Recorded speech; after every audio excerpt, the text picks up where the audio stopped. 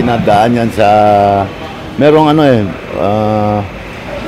Workmen Compensation Bureau ng Department of Labor. Dapat yung pinaaral na mabuti.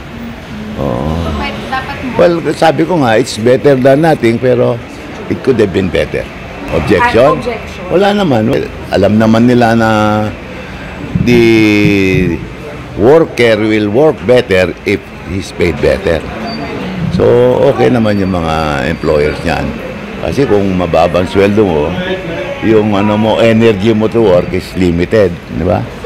Pero kung magandang income mo, maganda rin ang trabaho mo. Hindi.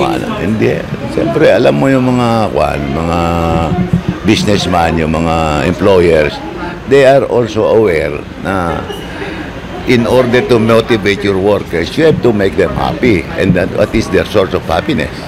Aside from better treatment, kailangan din ng better wages. Well, siguro ma-realize, pwede pa siguro mag-push pa yung mga labor group na kung maaari pa. Although, sabi ko nga, better than nothing. Kasi malaki na rin yung 200 eh.